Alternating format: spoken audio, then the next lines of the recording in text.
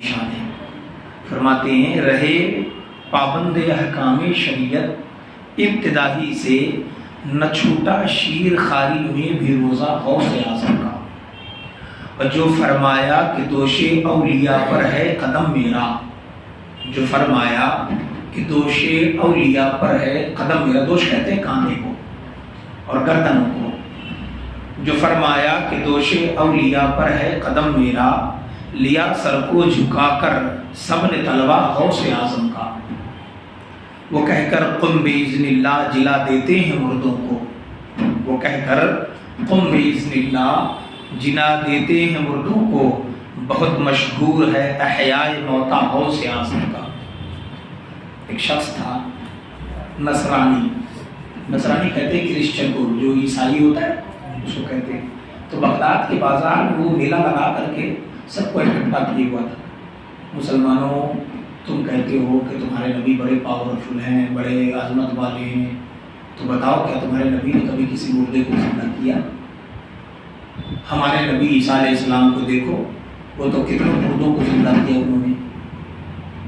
سرکار غوث پاک کو خبر لگ گئی، سرکار غوث پاک رضی اللہ تعالیٰ عنہ نے فرمایا تو میرے نانا کی بات کرتا ہے، ان کو چھوڑ عبد القادر سے مل، وہ تو نانا بڑے عظمت والے ہیں، مجھ سے مل، مجھ سے پوچھ کہ میں مردے کو زندہ کر سکتا ہوں کہ نہیں کر سکتا؟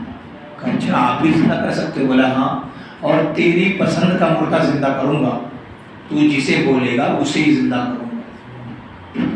چنانچہ بغداد کے قبرستان میں، سب سے پرانے قبرستان میں، وہ شخص لے کر گیا، لوگوں کی بھیڑ پیچھے پیچھے چل پڑی، لوگوں کی بھیڑ پیچھے پیچھے جا رہی ہے۔ سرکار غوث پاک رضی اللہ تعالیٰ اس عیسائی کو لے کر قبرستان میں گئے، فرمایا بتا کون سا مردہ زندہ کرنا ہے؟ تو سب سے پرانی قبر پر اس نے اشارہ کیا کہ اس قبر کے مردہ کو زندہ کرو۔ آپ نے فرمایا کہ جانتے ہو یہ قبر میں کون ہے؟ کہا مجھے نہیں معلوم، لیکن اس قبر کے مردے کو زندہ کرنا ہے۔ تو غوث پاک نے فرمایا میں بتاتا ہوں، میں نے تو دیکھا بھی نہیں لیکن تجھے بتا رہا ہوں۔ کہا اس قبر میں جو لیٹا ہے وہ ایک گویا تھا، گانا گاتا تھا، تو کہے تو میں اسے گاتا ہوا اٹھاؤں؟ تو کہا نہیں، بس آپ اسے زندہ کر دیں۔ سرکار غوث پاک اس کی قبر پر گئے اور فرمایا قم باذن اللہ، اللہ کے حکم سے زندہ ہو جا، اٹھ جا۔ قبر چاک ہوئی، قبر پھٹی اور وہ مردہ زندہ کھڑا ہو گیا اور کہنے لگا کیا قیامت واقع ہو گئی؟ سرکار غوث پاک نے فرمایا قیامت واقع نہیں ہوئی، مگر اس کرسچن کو، اس عیسائی کو یقین نہ تھا کہ مسلمان بھی مردے زندہ کرتے، یہ ہمارے نبی کے بارے میں کہتا تھا، میں نے تجھے زندہ کر کے دکھا دیا۔ تو اسی کو علامہ جمیل احمد قادری بریلوی فرماتے ہیں، وہ کہہ کر قم باذن اللہ جلا دیتے ہیں مردوں کو، بہت مشہور ہے احیاء موتا غوث اعظم کا، بلا کر کافروں کو دیتے ہیں ابدال کا رتبہ، ہمیشہ جوش پر رہتا ہے دریا غوث اعظم کا، جہاں جہاز تاجراں گرداب سے فوراً نکل آیا، وظیفہ جب انہوں نے پڑھ لیا یا غوث اعظم کا۔ وہ جو دریا میں، سمندر میں ایک تاجر کا جہاز جا رہا تھا اور اس میں طوفان میں پھنس گیا، گرداب بلا میں، تو انہوں نے پکار دیا یا غوث المدد۔ غوث پاک اپنے مجمع میں بیٹھے تھے، لوگوں کو پڑھا رہے تھے، کیسے ہم بیٹھے ہیں اور دین کی باتیں کر رہے ہیں۔ سرکار غوث پاک نماز پڑھ کر بیٹھے تھے، لوگوں کو دین بتا رہے تھے، آواز آئی، سرکار غوث پاک نے وہیں سے ہاتھ بڑھایا اور اس کی کشتی کو پکڑ کے کنارے پر لگا دیا۔ لوگوں نے دیکھا، مجمع میں بیٹھے لوگوں نے دیکھا، ان کے مرید کا بیان ہے کہ میں نے دیکھا غوث پاک کا یہ ہاتھ یہاں تک کرتے کے ساتھ بھیگا ہوا تھا۔ وہ قافلہ کئی مہینے بعد جب بغداد واپس آیا تو وہ سرکار غوث پاک سے ملنے آیا، تحفہ وغیرہ لے کے آیا۔ کہا تم کون ہو؟ کہا میں وہی ہوں، میرا قافلہ پورا کا پورا آیا ہے، سب سرکار غوث پاک کا شکریہ ادا کرنے آئے ہیں کہ ہم نے انہیں آواز دی اور انہوں نے ہمیں بچا لیا۔ کہا یہ خود گئے تھے؟ بولا نہیں یہ نہیں گئے تھے، لیکن جب جیسے ہی ہم میں سے ایک شخص نے کہا یا غوث المدد، اچانک ایک ہاتھ نمودار ہوا اور اس نے ہمارے جہاز کو پکڑا، بلا سے نکال کر کنارے پہ ڈال دیا۔ سبحان اللہ، یہ مقام ہے میرے بڑے پیر کا، یہ مقام ہے سرکار غوث پاک رضی اللہ تعالیٰ عنہ، بڑی عظمت والے ہیں سرکار بڑے پیر۔ تو جہاز تاجرہ گرداب فوراً سے نکل آیا۔ وظیفہ جب انہوں نے پڑھ لیا یا غوث اعظم کا، ہماری لاج کس کے ہاتھ ہے؟ بغداد والے کے۔ ہماری لاج کس کے ہاتھ ہے؟ بغداد والے کے۔ مصیبت ڈال دینا کام کس کا؟ غوث اعظم کا۔ مریدی لا تخف کہہ کر تسلی دی غلاموں کو۔ اگر آپ کو سرکار غوث پاک سے اتو سی بھی محبت ہے تو سن لیجیے، غوث پاک نے فرمایا یا غلامی لا تخف، اے میرے غلاموں ڈرنا نہیں، میں تمہارے ساتھ ہر دم رہتا ہوں۔ مریدی لا تخف کہہ کر تسلی دی غلاموں کو۔ قیامت تک رہے بے خوف بندہ غوث اعظم کا، قیامت تک رہے بے خوف بندہ غوث اعظم کا۔ اور علامہ جمیل قادری کہتے ہیں کہ یہ تو میرا عقیدہ ہے کہ میں ڈرتا کسی سے نہیں ہوں، میرا غوث میرے ساتھ ہے۔ کہتے ہیں جب قبر میں مجھے ڈالنے لگو تو نہلاتے وقت جب کفنا دینا تو میرے کفن پر لکھنا، کیا لکھنا؟ عزیزوں کر چکو تیار جب میرے جنازے کو، تو لکھ دینا کفن پر نام والا غوث اعظم کا۔ اور فرمایا کہ جب میرے کفن پر یہ لکھ دینا، اور کفن پر کفنا کر جب لحد میں یعنی قبر میں جب مجھے اتار چکو تو میں فرشتوں سے، جب تم سب ڈال کے مٹی ڈال کے لوٹ جاؤ گے تو فرشتے مجھ سے پوچھیں گے سوال، تو میں کہوں گا لحد میں جب فرشتے مجھ سے پوچھیں گے تو کہہ دوں گا، لحد میں جب فرشتے مجھ سے پوچھیں گے تو کہہ دوں گا طریقہ قادری ہوں نام لیوا غوث اعظم کا، طریقہ قادری ہوں نام لیوا غوث اعظم کا۔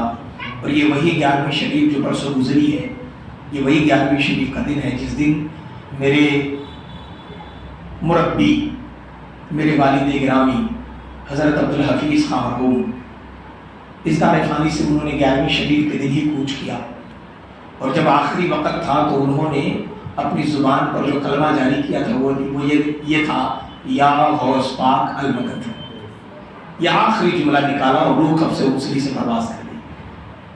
بڑے چاہنے والے تھے سرکار غوث پاک کے۔ تو جس دن 11ویں شریف ہوتی ہے اسی دن میرے والد صاحب کی برسی بھی ہوتی ہے۔ علامہ جمیل قادری کہتے ہیں کہ پھر فرشتوں جب میں قبر میں گزر جاؤں گا اور جب جنت میں جانے کی باری آئے گی تو جنت میں دروازے پر فرشتے کھڑے ہوں گے، جیسے ہم لوگ ایسے جمعہ کے دن کھڑے ہو جاتے ہیں یا تبرک بانٹنا ہوتا ہے کھڑے ہو جاتے ہیں، اور باہر سے نہیں کسی کو آنے دیتے، پہلے اندر والے کو ملے گا، اندر والے کو دیتے جاؤ نکالتے جاؤ، تو فرشتے ایک ایک کر کے سب کا شجرہ چیک کریں گے اور جنت میں بھیجیں گے۔ تو کہتے ہیں کہ جب جنت میں بھیجنے کی باری آئے گی تو فرشتے روکیں گے مجھے، تو میں کہوں گا فرشتوں روکتے کیوں ہو مجھے جنت میں جانے سے، فرشتوں روکتے کیوں ہو مجھے جنت میں جانے سے، یہ دیکھو ہاتھ میں دامن ہے کس کا؟ غوث اعظم کا، یہ دیکھو ہاتھ میں دامن ہے کس کا؟ غوث اعظم کا۔ اور جمیل قادری سو جان سے قربان مرشد پر بنایا جس نے تجھ جیسے کو بندہ غوث اعظم کا۔ میرے عزیزوں، تو یہ سرکار غوث پاک رضی اللہ تعالیٰ عنہ کا وہ قصہ تھا جو شعر ہے بیان کیا۔ اب ایک واقعہ سن لیجیے اور تقریر ختم۔ درود شریف پڑھیے، اللہم صلی علی سیدنا محمد۔ تھوڑا سا پانی یا تیل دم کر دیجیے۔ تیل دم کر دیا ہے، فاتحہ پڑھ دیا ہے، اب 10 منٹ اور رکیے۔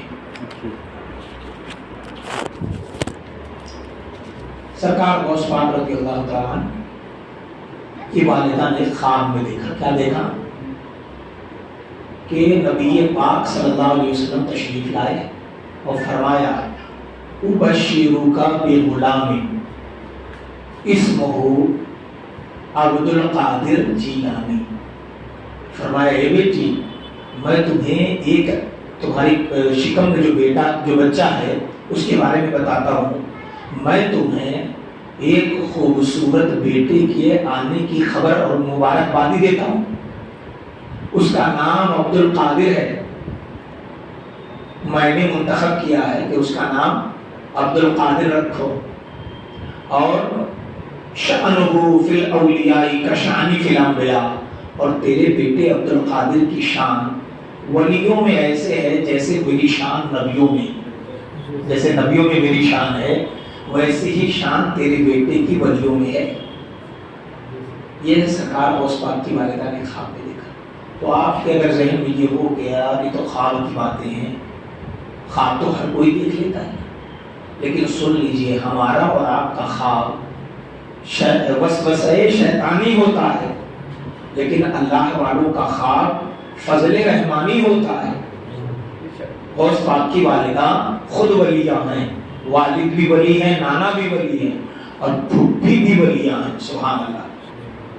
تو سرکار غوث پاک رضی اللہ تعالیٰ عنہ، تو ہمارا اور آپ کا خواب شیطان کا وسوسہ ہو سکتا ہے، لیکن ان کا خواب اللہ کا فضل ہوتا ہے، رحمان کا فضل ہوتا ہے۔ وہ اس لیے کہ مدینہ طیبہ میں حضرت عمر کا زمانہ تھا، کن کا زمانہ تھا؟ حضرت عمر کی خلافت کا زمانہ تھا، اور حضرت عمر فجر کی نماز کے بعد کھجوریں آئی تھی مسجد میں کہ لوگوں میں اسے بانٹ دیا جائے۔ کئی بار تبرک آ جاتا ہے تو میں بھی ماننے لگ جاتا ہوں کہ بھائی آپ بھی لے لو، آپ بھی لے لو، آپ بھی لے لو۔